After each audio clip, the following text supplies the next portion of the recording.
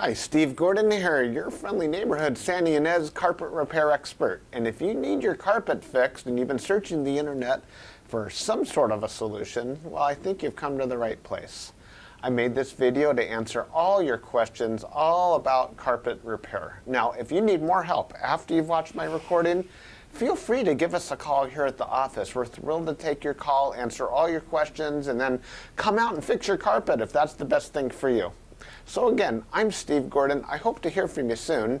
And until then, I hope you enjoy learning all about carpet repair. Here you go. Hi, Steve Gordon here, your friendly neighborhood carpet repair guy. And I promise you one thing, and that is I'm absolutely not an actor. So if you're looking for an actor to talk about carpet repair, you've come to the wrong place. But if you want to know about carpet repair, whether it be carpet stretching, patching, Berber carpet repair, commercial carpet repair, transitions between your carpet and a floor, maybe your stairs need repaired, a seam could need repaired, or a few other things, well, in that case, you have come to the right place because I'm going to talk to you about that, and I'm going to try to answer as many of your most frequently asked questions as possible. And before I get to that, I am going to talk to you a little bit about our guarantee, how to get an estimate, the bid, and a couple other details. So I hope you enjoy my recording, and please be patient with me because I don't have a script. I've got a dozen notes here to go off of, and it's just going to be right off the top of my head, and try to really just answer all the questions I can ahead of time so that you have a little bit of education when you call us, and I certainly hope you do. So first, I'd like to talk about the guarantee. When you call us, you're going to get a 100% unlimited, unconditional lifetime labor guarantee. And what I mean by that is that either you or your carpet or both are going to be completely, absolutely, and thoroughly worn out before you ever have to pay to have that carpet fixed again. So again, 100% unlimited, unconditional lifetime labor guarantee, that's forever. How you get your estimate in the first place is after you watch this recording, give us a call here at the office, and we're going to give you something like a phone guesstimate. We'll give you an idea of what you might expect to pay. We might tell you something like between $150 and $300, or we might say between $200 and $400, or something like that. We're not going to know exactly, or even not even all that close, how much it's going to cost to have us fix your carpet for you. So if you feel like we're in the right sort of price range, then we're going to schedule an appointment to come on out and actually give you an absolutely free, no obligation bid. At that point, if you feel the bid is fair, and I'm sure you will because it's our business model to give you a fair price so that we could do the job right then and there all in one trip. We would really love to just do it in one trip. Now, I understand that sometimes you need to get a bid on one trip and then come back at a different time, have us come back at a different time to actually do the work. But by and large, it's normally best to just get it all done all in one trip, and that's how we'll give you the best price as well. After all, driving out to your place once is going to be less expensive for both of us than it would be to drive out to your place 2 or more times. Now, another thing about the absolutely free, no obligation bid is at that point we're going to actually have an opportunity to see the work. We're going to see exactly what needs to be done because you see, when you call us on the phone, even though you think you've explained the situation thoroughly, it's very likely that either myself or one of my assistants here that helps me answer the phone won't really understand exactly what we're dealing with until we actually see it. And so that's why we really do want to come out and give you a bid in person. And by the way, if you don't like the bid, if you don't think it's fair, we're going to walk away absolutely empty-handed, and that makes us sad. So sad, because we want to be out there, we want to fix your problem and put a check in our pocket and go off to the next one. After all, this is what we do for a living. This is how we feed our families. Speaking about money, please don't pay cash. We would really prefer that you pay with a check made out to Creative Carpet Repair, or use a credit card. You can call in the office with a credit card. So cash, it's against the agreement I've made with all my contractors. Now, If you work with me directly, if I'm the actual contractor that shows up to your house and you want to pay me cash, I'm happy to take it. But for any other contractor throughout my entire company, please don't pay cash. Now, I want to talk a little bit about the carpet repairs. I've got a little bit of housekeeping out of the way. Let's talk about carpet stretching. Most people wonder why their carpet is all rippled up. So if you look out at your carpet and you see more waves than the ocean, or it's more rippled up than you can believe, and there's peaks and valleys in your carpet and you're getting seasick just looking at it, or if it's a trip hazard, there's a real good chance that your carpet was never stretched in tight enough to begin with. You see, whoever stretched your carpet the first time around more than likely didn't use a power stretcher. Now what a power stretcher is a pole that it butts up against one wall on one side of the room, and this pole runs all the way across the room to a head that's on the other side. And when we push down on this handle, the carpet gets stretched, and it gets stretched so tight that we have no doubt at all that we're going to be able to live up to that unlimited, unconditional lifetime waiver guarantee. That carpet will never ripple up again. You have my absolute word of honor on that. And if I'm wrong, we'll do it again for no charge at all. When we stretch carpet in a room, it's always best to have the room completely empty.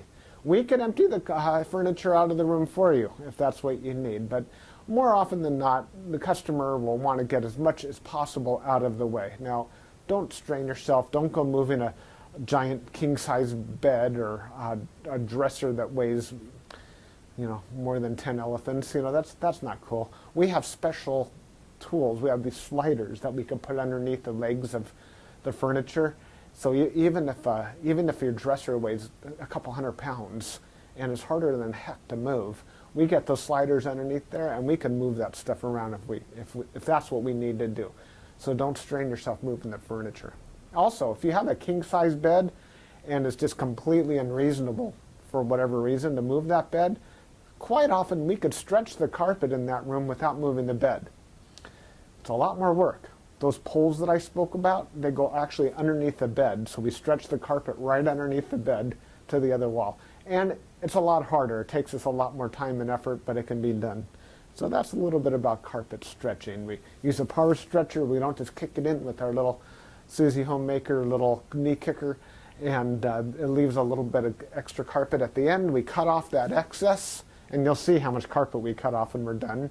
We throw it in a bag, and we tuck in the carpet along the edge, and boy, life is good. It looks so much better.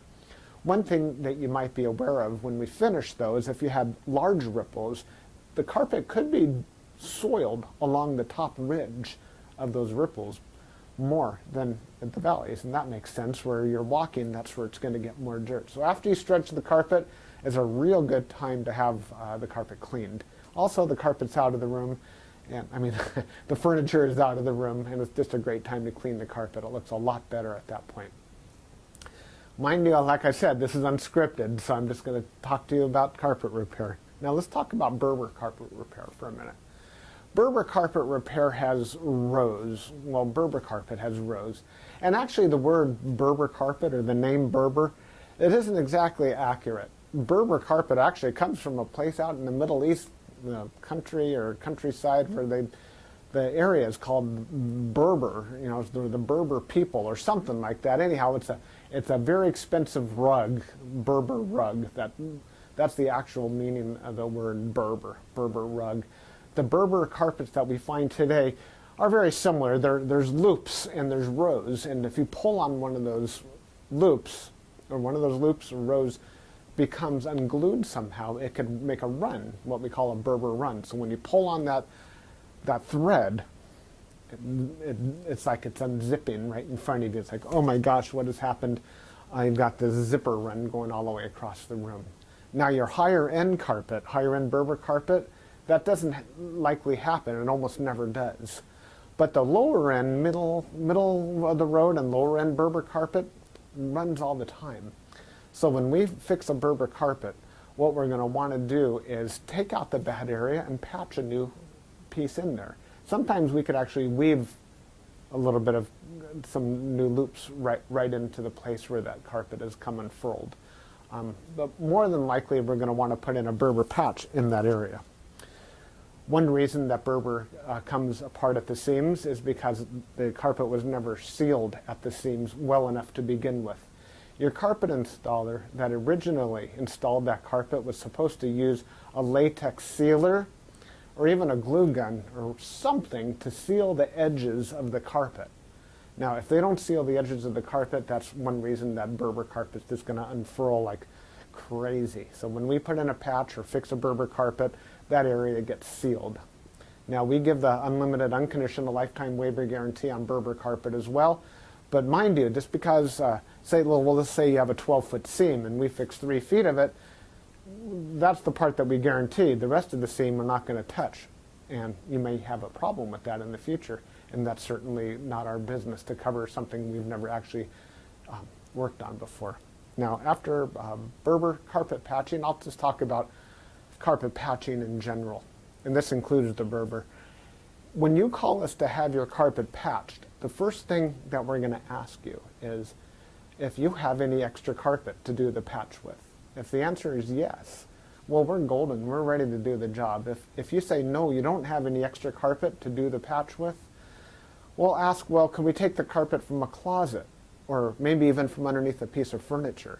Because what we can do is we can take a piece of carpet from a closet and patch it right into your damaged area. And it usually works out really well. Most people would rather have a piece of carpet missing out of their closet than have a terrible, nasty area in the middle of their room where they'll see it all the time. After all, inside the closet, you usually have that covered up with shoes and old photographs and baseball bats and everything you've ever collected in your life. More about carpet patching is if you don't have the carpet to do the patch, there's really nothing I can do to help you. So you're going to need to find that carpet to do the patch with before you bother having us come out there, because if we don't have the carpet to do the patch, we're stuck. Our hands are really tied. There's nothing we can do. Now, you're probably wondering how the patch is going to look when we're finished. It's real hard to say, especially in a recording like this. So just between you and me and a million of our closest friends here watching this recording through time, that patch is likely to be visible. You see, if you take a piece of carpet that's never been walked on, it's never been soiled, it's never seen the light from the window coming in so it hasn't faded out, and you take that brand new looking type of carpet or piece of carpet and patch it in to an area that has been worn, it has been soiled, it has been faded out by the sunlight, well, certainly you're going to see the difference between the new carpet and the older carpet because it's patched right in the middle there. Certainly it's going to look a lot better than the situation you probably have right now, but patches are visible. Another reason a patch might be visible would be because, well, thick carpet, thick nap or plush carpet hides the seams quite well. A short nap carpet, like a Berber carpet, for example, or any of the commercial type carpets, they're very short nap. They show the seams far more. Another thing is that the rows have something to do with it. When we cut a carpet in the same direction as the row of the carpet, well, those seams are by and large less visible than the seams that we cut that cross the rows. When we cross the row, well, it's unavoidable to do that if that's what we have to do to make a patch. And those seams stand out a little bit more than the ones that go along with the rows. So carpet patching, that's what we specialize in. We could absolutely do that for you. Have the carpet available for us, and we also back up our patches forever, just like everything else, just forever and ever and ever. That patch will never come up. After patching, well, we could talk a little bit about pet damage also when we talk about patching. If you have an animal, a dog or a cat, or I've even seen it's been a bunny or a few other animals that have actually gotten locked behind a closed door. What'll happen is they'll get that separation anxiety and they'll try to dig their way out and they'll just rip the heck out of the carpet. That's one of the main reasons we'll do carpet patching. If that's the case, well, certainly it's just like any other patch. You supply the carpet, we'll put it in. However, if that animal didn't tear up the carpet, if they actually urinated on the carpet, there's a whole other thing we can do about that, and I'm going to need your help for that. what we'll do is we're going to ask you to go to the pet store or go online and buy twice as much of a product as you think you're going to need, maybe 4 times as much, to actually kill the odor. Now, the product I'm talking about is actually an enzyme, and what we'll do is we'll pull back the carpet, we'll remove the padding, clean the floor, and you'll pour this enzyme onto the floors underneath it all. And that enzyme will eat up all the proteins that contribute to the smell of the urine in your carpet. Then we'll put in new padding, and you'll pour that enzyme cleaner all over the backing of the carpet as well at that time. I'll reinstall the carpet, and then one more time we'll use that cleaner and we'll just soak that area of the carpet with that enzyme one more time. And that's likely to kill the scent altogether. That smell should be completely gone. If not, it's probably because your animal found another place that you don't even know about, and I'm sorry about that. There's nothing we could do about your animal. Now that we've spoken about pet damage, I like to talk about carpet to floor transitions. A lot of people call us because they've put in a new floor. Maybe it's a tile or a wood floor, and their carpet now needs to be finished along that edge. More often than not, we don't need to put in any kind of metal there. There's a lot of different types of situations where you do want a metal. If you have an apartment building and you want the carpet to last a long time between the carpet and, say, for example, a linoleum floor, we could put some metal there. There are flat metals. They're the type of metals that they're called, I've called them beat-down metals before. I'm not sure exactly what they're called. Beat-down metals, they're golden, they're silver, and the carpet goes right in there and it gets hammered down. Gives a nice clean edge, and it protects the edge of the carpet for a very long time. But if you're like most homeowners, that's not why you're calling us for a transition. You're calling for the transition because you just put in a nice marble or travertine floor, or maybe a wood floor. And so what we'll do with that is we're going to pull back the carpet and put in a new tack strip right up alongside that floor. Now that floor is going to be holding the place as if it were a wall. So here's your floor, here's your tack strip right in front of it. We're going to pull the carpet over that tack strip and tuck it in right there. So all you're going to see is a nice smooth transition between the carpet and the floor. Now, many times when you put in a new floor, it's important to put in some work into the subfloor underneath, and that might include using hardy backer or some other type of material that raises the floor up even higher than it would have been. So let's just say, for example, you've got a 1/2 inch new tile and another 1/4 inch of underneath there of a hardy backer, or it could even be more. It could be 3/4 of an inch altogether, or even more, that is higher than the carpet. That's extreme. It's usually not that high, but let's just say it is. If we just bring the carpet up and end it right there, well, you're going to stub your toe against that thing. You're going to be cursing to holy high heaven every time you do that. It's just not fun at all. Trust me, it's not. You'll understand if you ever do that. What we're going to want to do in that case is one of 2 different solutions. We're going to do 1 of 2 solutions. One is we can pull back the carpet quite far and use a product like a Fix-All, which is a very fine cement type product. And we're going to feather in a nice ramped area, so we raise the level of the floor slowly up to meet it. What's great about that is the floor and the carpet will be at the same level, then you won't stub your toe. What's not so great about that is when you're walking up that little ramped area, well, you feel like you're walking uphill. There's really no way around that I know of outside of pulling out all your carpet and floating a whole new layer of concrete, self-leveling concrete on the entire concrete floor and underneath. That's a lot of work. It's possible that would be the perfect way to do it if I were working on a $10 million home in Beverly Hills, that's probably what I would be doing. I would be raising the entire floor to be level with, so the carpet could be level with the floor. But here in the real world, what we'll normally do is rise it up with some Fix-All, or we could do it even easier. We could use shingles, cedar shingles. Cedar shingles are about that long, and that makes a nice little ramp up, and it normally works just beautifully. It's quick, it's easy, we can get it all done in one trip. So we're going to raise the level of the carpet right up to the level of the floor, and you're just going to be happy as can be about that. Some transitions are round, curved. Other transitions could be squared. There's 100 types of transitions out there. And if you look on the internet under carpet to floor transitions, you're going to see a lot of examples. Perhaps even on my website, you can see some other examples. And so when you call us, you can explain what you're dealing with, and that would help us with the program here. Stairs. So, do you have a problem with the carpet on your stairs? I did a job like this just today, where the cat had actually torn away the corners of almost every stair all the way up the stairway. The lady was not happy about this.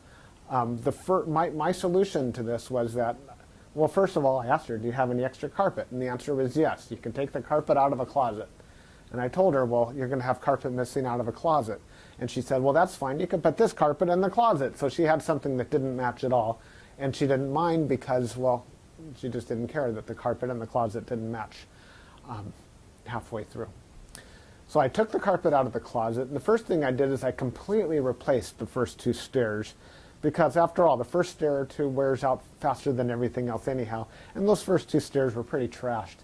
Instead of just fixing the little corners, just replace the entire stair if you can. It'll make a world of difference to have something new there.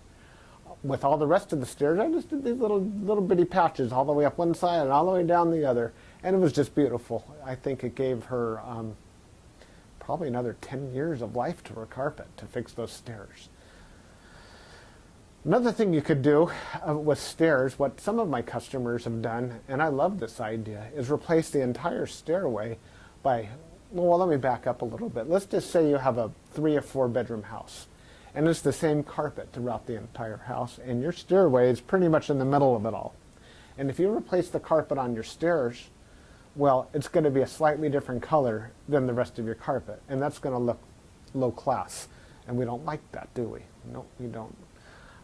What I would suggest in that case is that we take the smallest room in the house, maybe a small bedroom or nursery, and pull the carpet out completely from the smallest room in the house and buy new carpet for that room. Then we have maybe a 12 by 12 piece of carpet, and we can replace the entire stairway with that carpet. That way it matches the entire rest of the house except for that one room. That'll easily save you $4,000, $5,000, $6,000, $7,000 right there. And it's a lot less work too. So I like that idea. You get a whole new stairway. A lot of people, you walk in the front door and there's the stairway right there. If the stairs look bad, it's hard to recover from that first impression. So take my word for it. That's a really great way of going. Now stairs. Commercial carpet repair. If you have commercial carpet and that needs to be repaired, it either has ripples and waves or it needs a patch. If it's rippled, it might need to be stretched.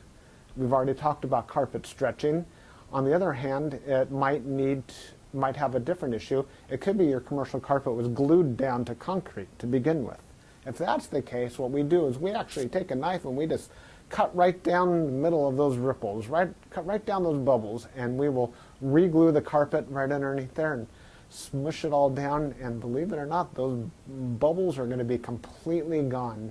They might be completely invisible when we're finished. You won't even see where we cut it, because where we cut it is exactly where we put it back together. The carpet will be nice and tacky before we push it back down. It's a great solution. But if the carpet needs to be stretched, well, we have to get the power stretcher out, and we'll fix it up that way. Now, if your carpet in your commercial building, say you have an office, is because, let's just say that you removed a wall between two rooms. If that's the case, you may have a strip of carpet that's missing. It's always a great idea to just get a completely different color. So if you have blue commercial carpet, go get a piece of red or black. Just something completely different, because a patch going all the way down through the middle of the room that's just a little bit off, it looks low class again. But if we put a strip of red down the room, or burgundy or black, people walk in and they go, oh yeah, these people have got some class. They got a decorative idea. So that's just my opinion. Use a completely different color if it's something goes all the way across the room. Now if it's just a patch, a small patch for whatever reason, and you have a little extra carpet, we can always patch it in with whatever you have. Seam repair. Good news and bad news. The good news about seam repair is that we can make your carpet so the seam doesn't keep getting worse. The bad news is that if it looks bad now, it's probably not going to ever look good again, regardless of what we do to it. Seams have to be done properly the first time.